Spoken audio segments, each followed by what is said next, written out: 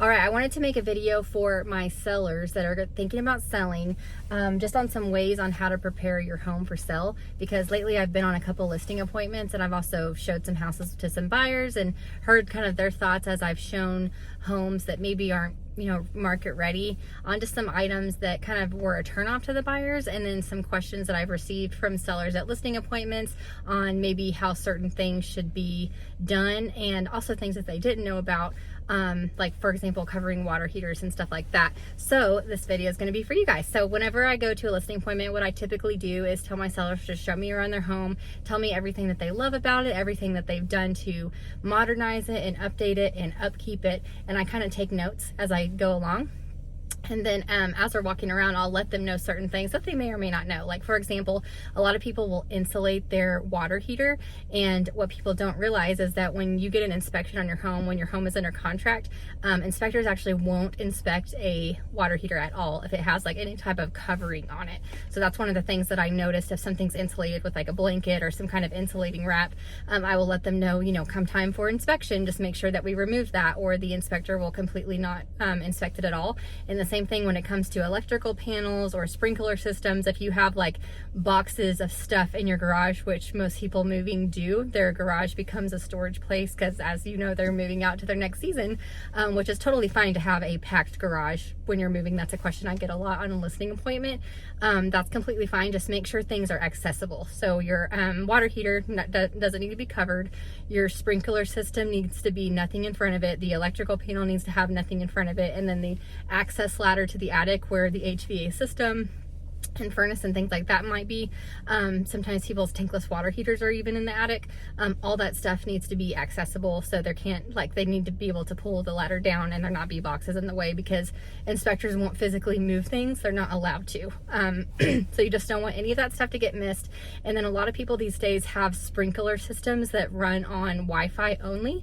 So like if you don't have your Wi-Fi set up, like if you're moving and you don't have any internet, if you know that about your sprinkler system, maybe at least set up internet when it goes on the market, or when it is when you have it under contract, or else I don't think there's any way that it can be inspected, because I've talked with some inspectors recently and they said that if it's not hooked up to Wi-Fi, then they can't inspect it at all. So these are pretty important, because big systems like HVAC and electrical and plumbing and sprinkler systems, if those just don't get inspected, that's not going to bring a buyer any peace of mind. And so these are things to think of ahead of time as a seller, to make sure, one, they can be inspected, and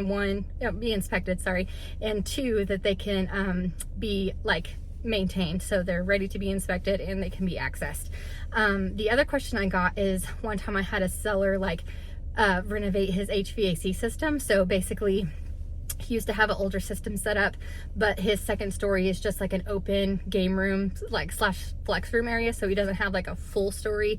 And he used to have 2 different units, but when he got his new system a couple years ago, what they ended up doing was a 3-stage system, and then he just did a mini split up top, which is actually better and more efficient. But the thing is that there's certain things in his house, like the vents are still there but they're closed off, and then there's like the old panels from the old system on the wall still, and then there's clearly like the new panel system. So his question to me was, is it okay just to leave these on the wall, or does it matter? Aesthetically, I think was more his concern. But the thing when it comes down to the inspection is, a lot of these new inspectors kind of CYA as far as inspecting everything, and if they see something that's clearly an old system, they're still going to mark it as non-functioning, and that can confuse a buyer, especially if it's a first-time home buyer, because even though there's nothing wrong with it and it's just like an old panel on the wall, or there's like old vents that aren't being used, they're still, my inspector was telling me, it's still going to show up as a cold spot when they do their when they hold up their radar to test the thermostat, because like for example, heat and AC isn't going to be coming out of those vents even though they're sealed off, but because they're physically there, they're still going to test them, and then it's going to come up as deficient. So these are things I want y'all to think about as a seller, because you want to put your home in the best light.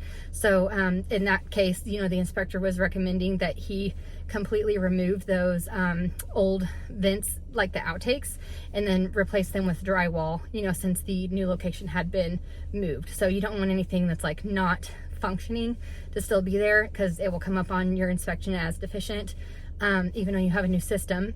And then also think about the sprinkler system, keeping your Wi-Fi on. So those are two big major things. And then all the little things too. So when I've been showing some buyers some houses, sometimes in the pictures things look really good, and then you get there and it's like the garage door isn't even working, it doesn't function. And sometimes this stuff is disclosed on the seller's disclosure, but the thing that you sellers need to realize is the buyer's mindset, like when they're buying a home, is like, why did they even put their home on the market if it's not ready to sell? And especially in a market like this, when interest rates are higher and you're up against other houses in competition, and you know, people expect sellers, they'll see homes sale in their neighborhood and they'll say, well, my home is worth that because it's the same size, it's the same square footage. But then they don't think about like all the little things that maybe they need to fix to get their house selling ready for a market price. So they don't want to do the painting, they don't want to do the touch-ups, they don't want to maybe do the little HVAC repair, and they don't really care about fixing the garage because, you know, their house they feel like is worth a certain amount, and the buyer can worry about that. So if it's little stuff like cosmetic stuff, that's usually fine. But at the end of the day, what gets you top dollar, and what I tell my sellers, is you have to present it in its best light. So you have to make it be beautiful, do the paint touch-ups, do the staging, do the marketing, do the videos, do the aerial shots if you're on a green belt, or if you have a pool, or if you have like an acre or more. Like that kind of stuff makes your home stand out. And if the seller doesn't care about saying, like fixing a garage, for example, what the buyer's gonna wonder is if there's other things that the seller isn't fixing or disclosing that's a bigger item. So that's kind of like where the buyer's coming from, is they're just like, I've had people comment like, well, why did they even put their home on the market if they didn't wanna fix this stuff? So that's the kind of things that's gonna make buyers wanna offer less. And everything that doesn't work has a dollar amount, right? So a broken garage has a dollar amount, an old roof has a dollar amount, old plumbing has a dollar amount. All those things could kind of add up and really get you a lowball offer when it comes to when you put your home on the market. So all those things to say, I hope that helps you put your home in the best light. If you ever have any questions, we can get a market analysis for the value of your home for you free of charge. We can have phone calls free of charge. We can even have a listing appointment free of charge if you're just wanting to pick my brain and kind of think about selling. Even if you're not ready to sell yet, please ask me any questions anytime. You can reach me at 704-713-0018, and my name is Lauren Swanson with Post Oak Realty. Hope you found this video helpful.